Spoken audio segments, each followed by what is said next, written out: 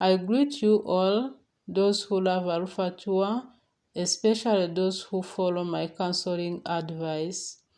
It is in this regard that we help each other so that those with different kinds of hurt may get rid of them and continue with normal life without hurts that may draw you backwards. When a person is hurt, it's not easy to think well. For that person to be innovative is totally hard. It's better you fight and get away from that situation. Put the hurt aside and live your normal life. I thank those who share the videos to your friends. Yes, it can be helpful to you alone, but it's better to pattern what helped you to your friends so that they can also get healed. The reasons why I'm saying this, many get healed and wrote to me. You helped us. There are many changes that I see on a daily basis. Every minute I realize that I'm a normal person who feels well and thinks well. These are the things that amaze me and gives me strength to create many videos that may help to reorganize our lives. We have been discussing about divorce, and many people have been asking me many questions saying, Alpha, we have had enough of hurt. Unless God creates another generation of men and women, that's when we can remarry. But I have tried to explain why we must do it. After discharging the hurts you pass through in marriage, you get back to a normal life. You regain your lost love and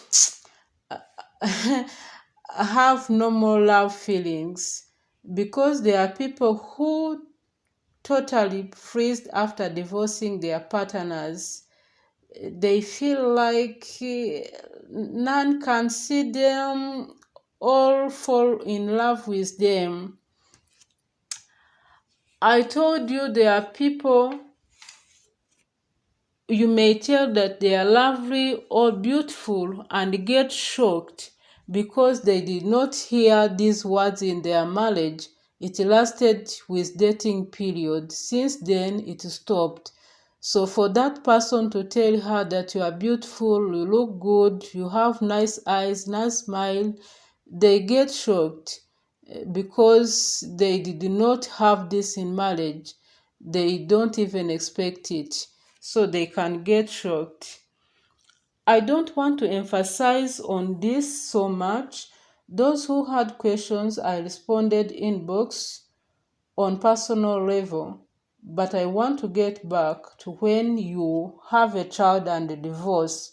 What happens to a child? How can a child be cared for so that she or he may not have stress recording of what you pass through in your relationships as parents that may destroy this kid and grow up with it. Yes, she may have leftovers. However, what is the part of a man or a woman to let this kid grow well without the hurt of your divorce? Sometimes we go for divorce without thinking about our children. Yes, you might be protecting your life and looking for peace and happiness, because you may live with someone and find that your rights are denied, overlooked by the person, and say it's better. They say the last choice is run away and leave the place. If I don't take precautions, I may lose my life. Misunderstandings in families can lead to death. That's why I want to get back to say, how do we take care of children after divorce? Sometimes a man may decide to leave children to the wife, and the wife says, "Take your children. I did not come with them." Yet the children still need parents' affection. Do you think of what your children will inherit? That's why I wish to talk about how we can take care of our children after divorce. Children should not be victims of what you pass through. If the child lives with their mother, she thinks that they should not take a visit to their father because they separated. This is not fair, and the reverse is true. This is not fair. Yes, the government of Rwanda does a lot on children's rights, but there are those who don't comply with it and end up in court. Some may say, "No, I can't let the children go with the father and have fun." No, it can't happen. For that, you are spoiling your child. If you do a mistake of telling him words of hate to the father or the mother, you are doing bad, because the child is neutral. Yes, when they grow up, there are things they discover by themselves and say, "Our mother was not manageable," or "Our father was not manageable." But when they are young, give them freedom. That's when they will have future decision of who to stay with, either the father or the mother. So don't destroy the child's future by telling him or her bad words about the father or the mother, because the child is responsible to rebuild family relations and build the future of his siblings without hurt. You must know that grandchildren will be born and grow with them. Sometimes you find that in dating or in marriage period, after 1 or 2 months, quarrels start and get separated.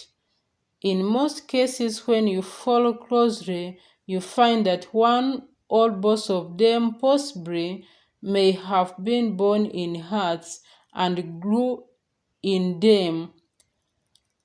I have been giving you examples in the previous episodes about inherited hearts, the way a person grows up with the heart and pass it to a child and then to generation, and people get spoiled. You wonder what happened. You find a girl is old, but she doesn't like men. Why? Because of the bad words her mother told her in her young age. As a result, for a girl to have husband is difficult. A boy grew up hearing bad words from his father, telling him how women are bad, to stay away from them, and how his mother was this and that, and a boy grew up hating women and grew up like that. When you ask, "Boy, why are you not marrying?" "No, Dad told me that women are bad." "Girl, why are you not married?" "No, Mom told me that men are bad." Do you understand what you are sowing in your children? Do you understand how you are destroying a family? Even if she or he says, "Let me try and start to fall in love," you find that it's kind of love full of conflicts, problems, wars, and separation. Even in marriage, it continues like that and say, I'll not die without children. Let me try and see. You find out that there are problems on daily basis. Why? It is the other heart you transmitted to her or him and grew up with it. Sometimes we think that being sticky to our children will, without allowing them to meet their father or mother, will protect them, yet they are mentally destroyed. That's why a girl will grow and doesn't want to get married, while a boy doesn't want to marry, and find that a boy is always bonded to his mother. When he is 25 or 30, everything is mother. Waking up is mother. Mother, I'm going to bathe. Mother, I'm going out. A boy with 35 years. I'll get back to this in the next conversation. I wanted to give a hint on how you can take care of your children after divorce. If the father wants to take children out, let them go and then bring them back home. And if the mother wants to take them out, let them go and enjoy. The choice is theirs after they have grown up. You don't have the right to choose for children who they should stay with. Let them have their rights. That's when they grow up with freedom and with affection of both parents. Otherwise, parents, what you are doing is wrong and you are destroying children. Thanks a lot. I told you I'll be giving you short conversations so that you have a hint. Whoever has a question, write in comments. There is my number. Write to me so that you may have a good family which makes you happy in your elderly age. Thanks a lot. I'm Counselor Alpha. Enjoy your time.